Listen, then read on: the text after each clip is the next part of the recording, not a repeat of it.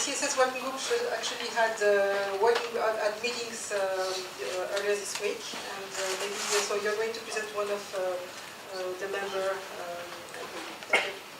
Yes, that's correct. The CSS working group was here last week, was actually in this building. We talked about lots of details that you don't have to worry about, but we do. We also talked about transitions and animations and lots of other interesting things. And I tried to keep a few people from the working group here to give you some demos. Maybe you've seen on the agenda there were two names there. The first name was John Daggett from Mozilla. Unfortunately, some circumstances prevented him from presenting here. So that you will get that sometime later, I'm sure, because he's actually living in Tokyo. But we do still have Alan Stearns. Alan is working for Adobe and is a member of the CSS working group. He's normally in California, but he, as I said, I kept him here today.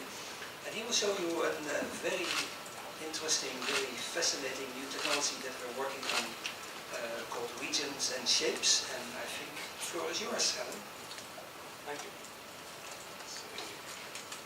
Thank you. That's on that. As Bert said, I'm Alan Stearns, and I'm from Adobe Systems and a member of the CSS working group. I'm actually based out of Seattle, but the rest of my team is in California, so I get to be on both of them. Speak a bit more, please. Maybe a bit closer. I'm sorry, a little bit closer? Yeah. Just a little bit better? Yeah. Remind me if I drop. So I work at Adobe Systems, and we do a lot of things to move the web forward. You can see all of these things at html.adobe.com. Some of the things that have been mentioned in previous talks, test the web forward, bone gap, all of these things have pages here to talk about. My team works on open source projects, open source browser engines like WebKit and Gecko and Blink, where we are contributing code. We're also working on the standards organizations to make sure that the code that we contribute is following a standard that other people can follow as well. And I work particularly on the layout systems that we are adding, called CSS regions, CSS shapes, and CSS exclusions. And there's a bit of information on our website that you can take a look at here. But I'm going to go into some very simple explanations of what these features are. So first is CSS exclusions. You can wrap content at the moment on the web platform around things like floats. With exclusions, you get to wrap around anything. If there's any overlap, you can make something into an exclusion and have content wrap around it. So you're not only limited to float positioning to get wrapping behavior. And this is a specification that we're working on in the CSS working group. And there is an experimental implementation in IE10 that you can play around with if you'd like. There is a second thing called CSS shapes. If you have a float, you can wrap around a rectangle, which is not terribly interesting. We're making it so that you can add a shape to your float and wrap around the contours of, say, the top of my head.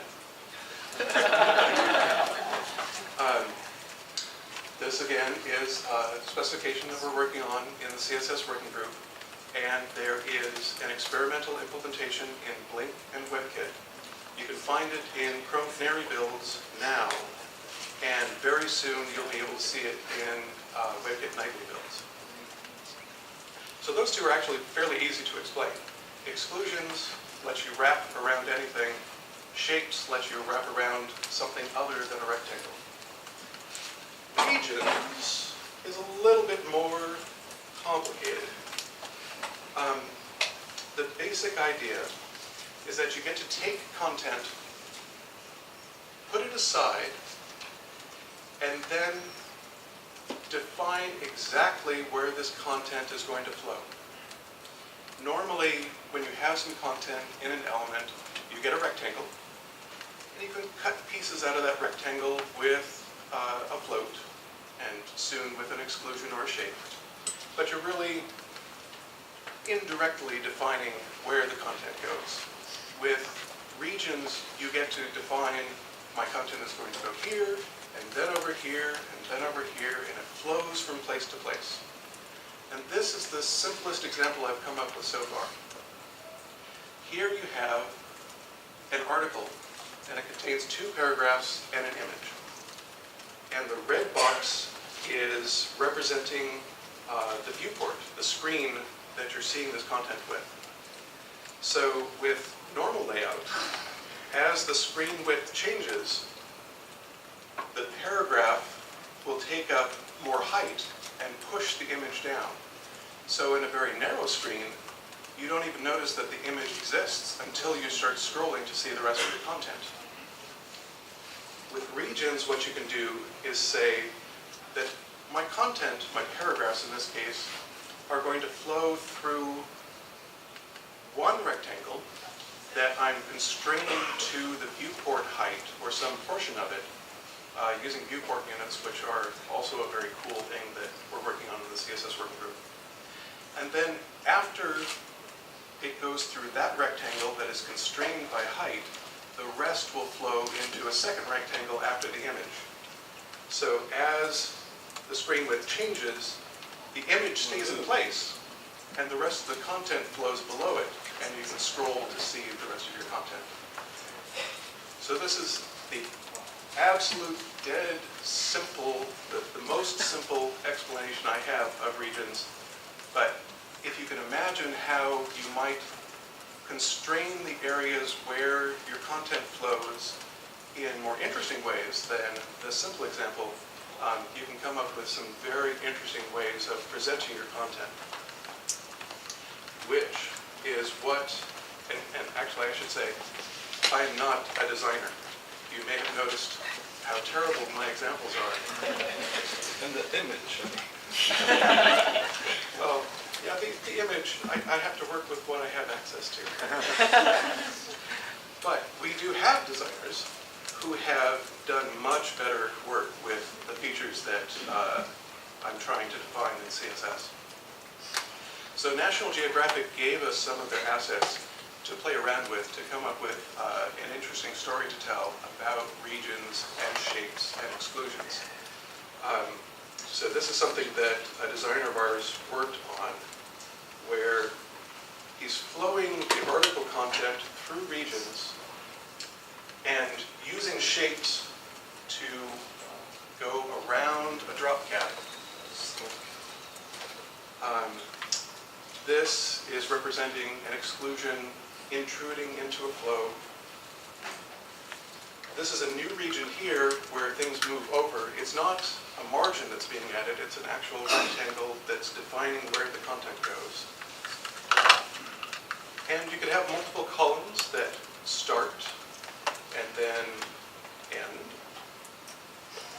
And on the right you see another shape that's using the white space in the image to put a pull code in. And again, the content moves from place to place in the flow using regions. And there's a bit more that we're using with filters and that sort of thing. Actually, I'm not sure why it's cutting off. That's a little bit better. Okay. So again, a shape to go with some of the space in the image. Another exclusion. And a shape where you have the text conforming to the contours of the state of California. And all of this, I believe Marie-Claire put up a URL for this demo. So you can take a look at this in Chrome Canary. And we have this feature here called Editor's Marks that show you the features that we're using. So you can turn these on and see that here's the shape that's defining where the content flows. Here's a region break where the content goes from rectangle to rectangle. Another region creating a second column. This is a really fun thing to play with. It also is responsive. I could narrow the screen and you'd get a different layout for a mobile device. But I don't want to take up too much time. You've got the URL. Please take a look. And this is what we're doing in CSS.